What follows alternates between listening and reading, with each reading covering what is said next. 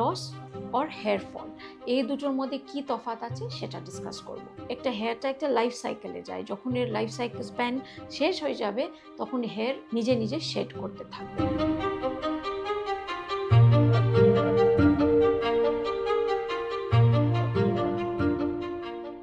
নমস্কার, আমি ডক্টর প্রতিভা প্রধান, ডার্মাটোলজিস্ট এবং hair transplant surgeon, hair free hair grow, Kolkata থেকে।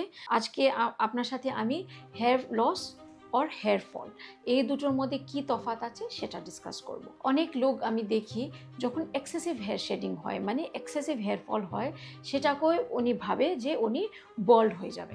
তো এই দুটোর মধ্যে কি তফাৎ আছে সেটা আমি আজকে বোঝাচ্ছি। সো হেয়ার ফল মানে হচ্ছে যে একটা নর্মাল প্রসেস, যে সবাইরই হয়। কেন হেয়ার ফল হয় সবাই? কেন আপনার একটা হেয়ারটা একটা লাইফ সাইকেলে যায়, যখন এর লাইফ সাইকেল স্প্যান শেষ হয়ে যাবে তখন হেয়ার মানে নিজে নিজে শেড করতে থাকবে। আর এক্সেসিভ হেয়ার শেডিং কখন বলি আমি, বা এক্সেসিভ হেয়ার ফল কখন বলি?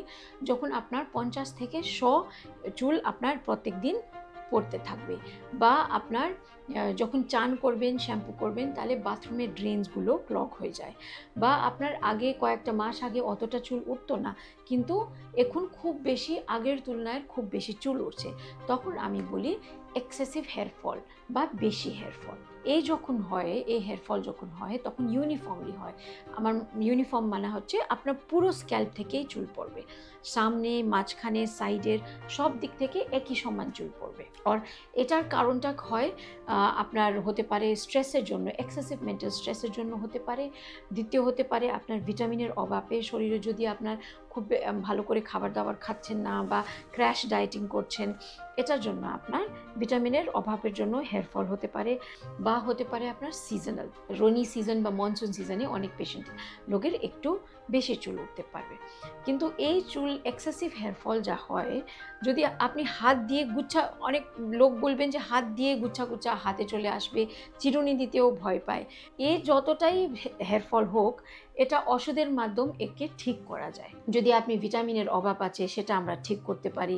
যদি আপনার কিছু ওষুধ দিলে খেয়ে হচ্ছে, তাহলে ওই ওষুধ বন্ধ করলে হেয়ার ফলটা নিজেই কমে যাবে। স্ট্রেসটা ওইভাবে যদি ওষুধ দিয়ে ট্যাকল করতে পারি, ওটাভাবে আমাকে হেয়ার ফলটা কমাতে পারবো। আর যখন হেয়ার ফল কমে যাবে, যে হেয়ার চলে গেছে আপনার, যে অলরেডি ফল হয়ে গেছে, সেটাকেও আমি ওষুধের মাধ্যমে রিগ্রোথ করতে পারবো, বা এটা অনেকবার ন্যাচারালিও রিগ্রোথ হয়ে যাবে। সো হেয়ার ফল যা হয়, এক্সেসিভ হেয়ার ফল, সেটা একটা টেম্পোরারি ব্যাপার। এটা আপনার যতটাই চুল পড়লেও সেটা আমরা কম করতে পারবো, চুল পড়ার তার স্টপ কোনো দিন বলবো না, কম করতে পারবো। আর আবার ওই যে চুল পড়ে গেছে সেটাকে আমরা রিগ্রো করতে পারবো। তাহলে হেয়ার লস ব্যাপারটা কি? আপনি দেখবেন অনেক পেশেন্টের একটা প্যাটার্নে হেয়ার লস যায়। ধরুন মহিলাদের দেখবেন এটা সামনে অনেকবার চুলটা একটু ফাঁকা ফাঁকা লাগবে, মানে বেশি স্কিনটা দেখা যাবে, চামড়াটা বেশি দেখা যাবে, স্ক্যাল্প বেশি দেখা যাবে। বা ছেলেদেরও আপনি দেখতে পারবেন এই জায়গাটা, এই অংশটা, স্ক্যাল্পটা বেশি ভিজিবল, কারো কারো পুরোই ভিজিবল হয়ে যায়, কারো কারো মানে চুলও থাকবে, তার সাথে স্ক্যাল্পও বেশি দেখা যাবে, এরা কম্বিনেশনে থাকতে পারবে। এটাকে আমরা বলি হেয়ার লস বা বল্ডনেস। এটা কারণটা কি হয়? এটা মেইনলি জেনেটিক ফ্যাক্টর দিয়ে হয়। যদি আপনার বাবার সাইডে আছে, কাকুর সাইডে আছে, বা মামার দিকের সাইডে আছে, তাহলে এই জিন্সটা আপনারও আসতে পারবে, আর আপনারও এইসব এই বল্ডনেসের সমস্যা এবং হেয়ার লসের সমস্যা হতে পারে। এটা মেইনলি হচ্ছে জেনেটিক। আর যখন এই হেয়ার লস হয় তখন আপনার একটা প্যাটার্ন ফর্মে হয়, যেটা আমি অলরেডি বলেছি। শুধু মাথায় একটা অংশেরই চুল হয়, যেরকম ফিমেলসগুলোতে, মেয়েদের আপনি দেখবেন সিটিটা একটু ফাঁকা হবে, বা মেয়েদের যাকে বলি আমি ফিমেল প্যাটার্ন হেয়ার লস, ও ছেলেদের আপনার দেখবেন যে এই অংশটা খালি হয়ে যাবে, যাকে বলি আমরা মেল প্যাটার্ন হেয়ার লস। আর হেয়ার ফলটা আমি বললাম যে পুরো মাথায় হবে, আর হেয়ার লসটা আপনার শুধু একটা অংশতেই হচ্ছে।